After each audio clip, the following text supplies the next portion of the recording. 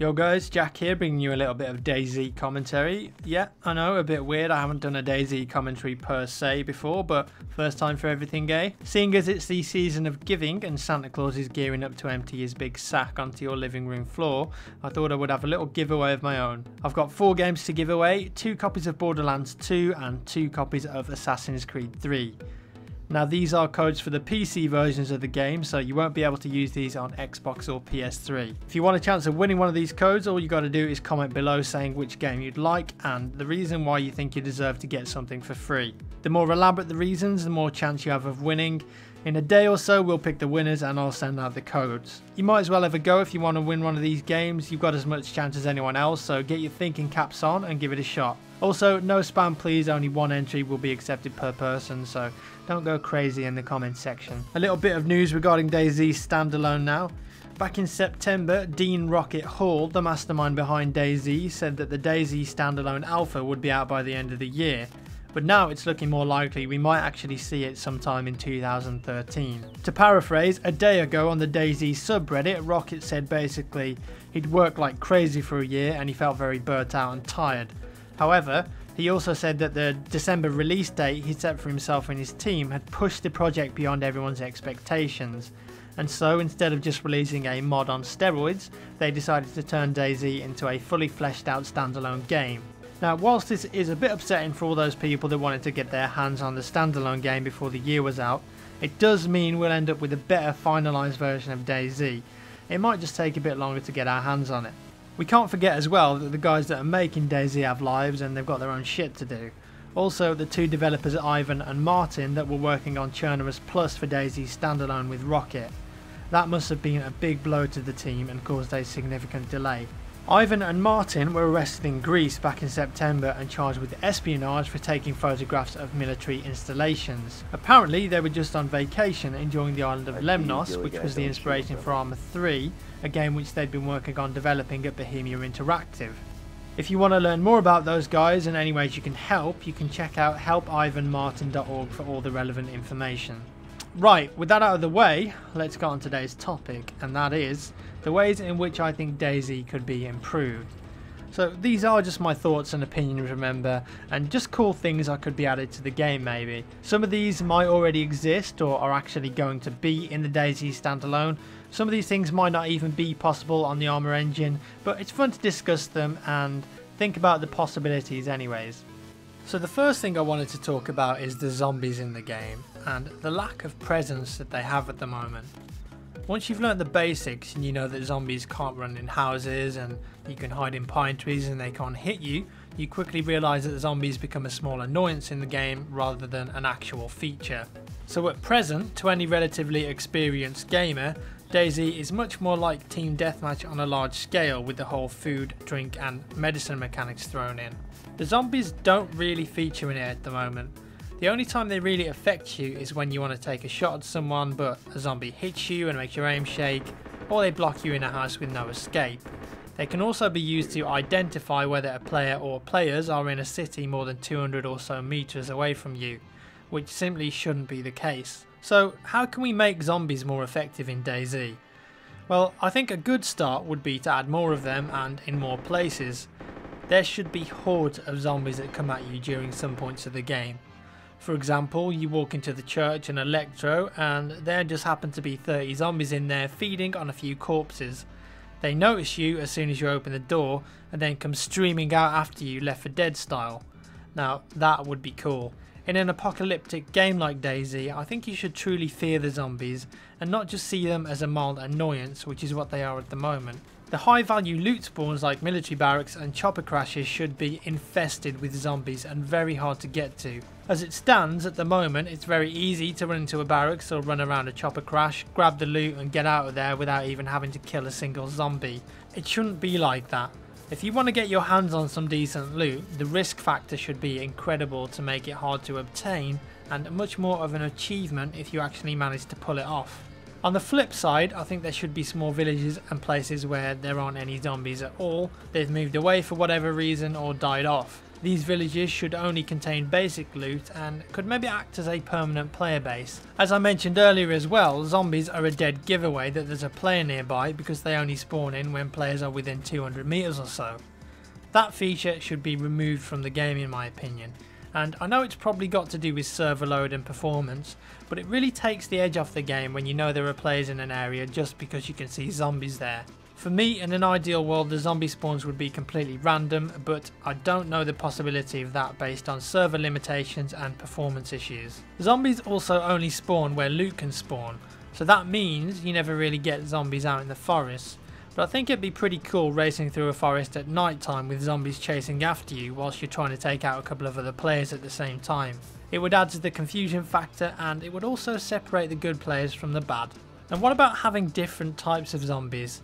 Now, I'm not talking about like a spitter or a boomer from Left 4 Dead because I don't think they have a place in a game like DayZ. They would just seem a bit weird to me.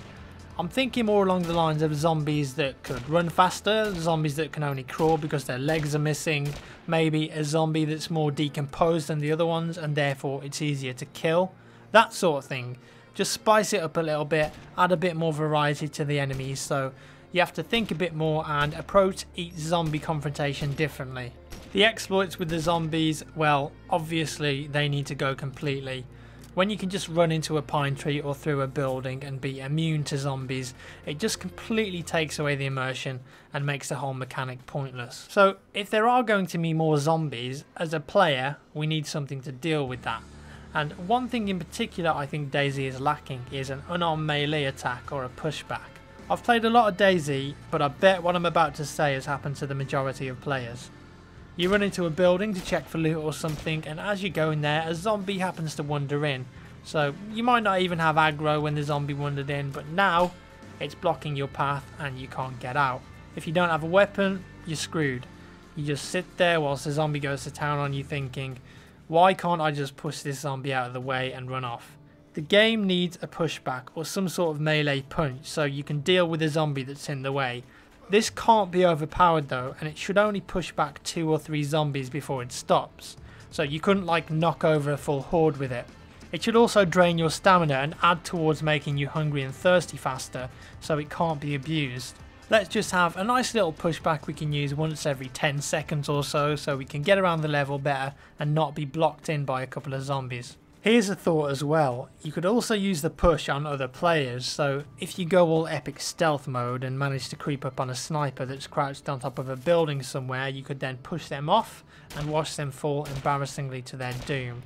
Or in a close quarters battle, it could be an interesting tactic to push an armed player away and make your escape as they stumble around for a second or two.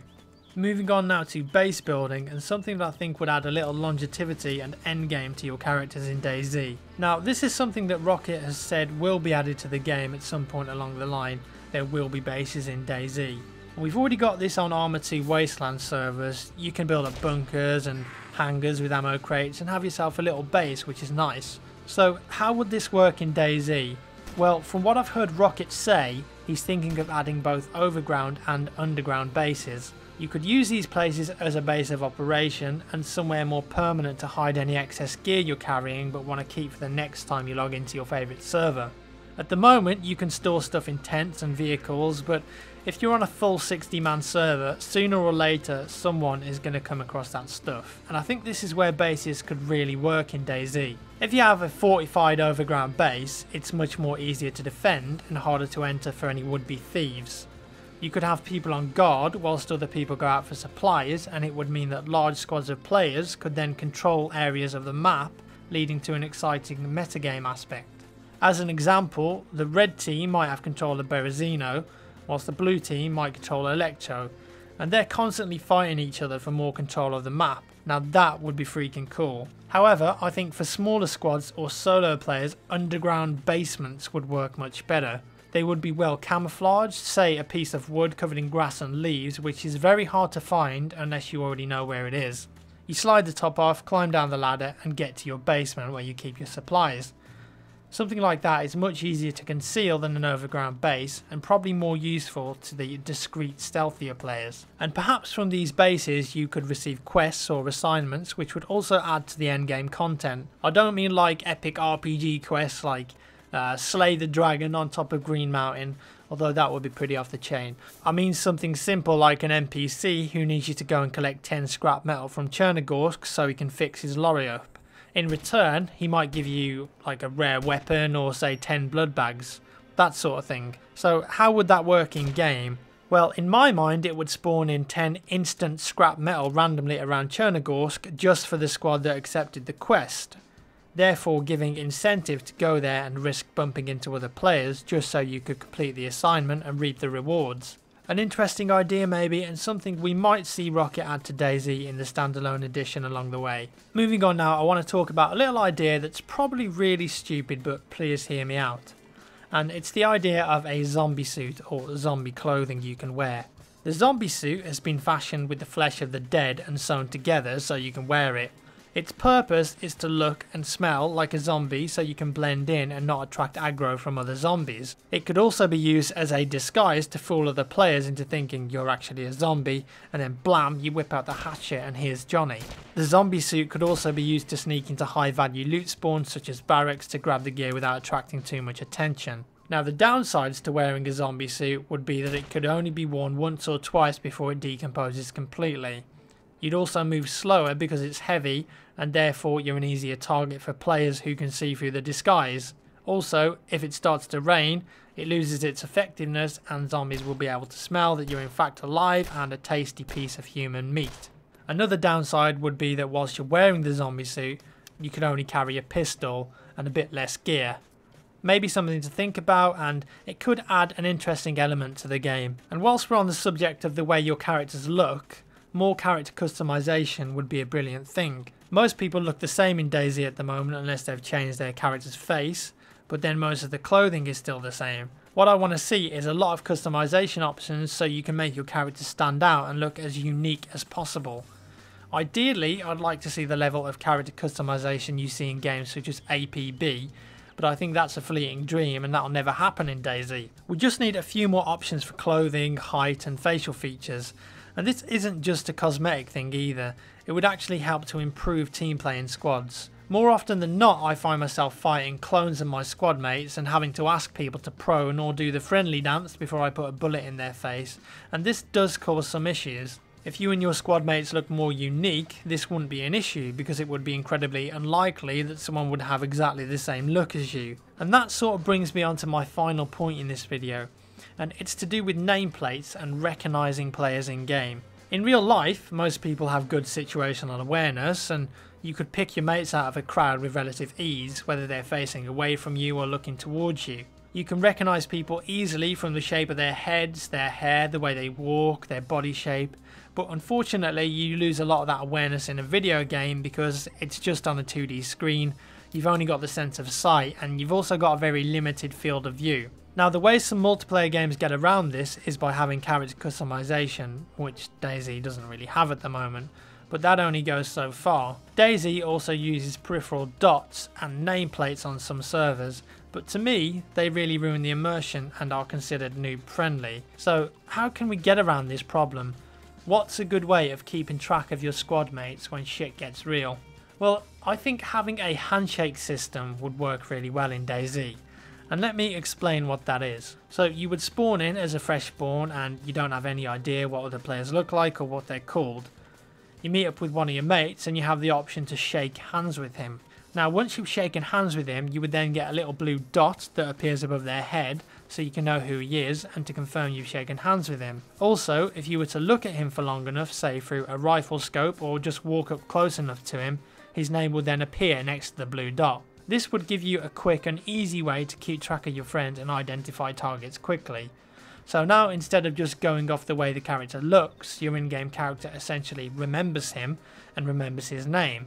If I walked up to you in real life and shook hands with you and said, "Hi, my name's Jack," and you said, "Hi, my name's Bill," you'd probably think I was a bit weird, but I would then know that you're Bill and you would know that I'm Jack. It's a simple way to add awareness to the game, create random player groups, promote teamwork, and something I think that might actually appear in the future.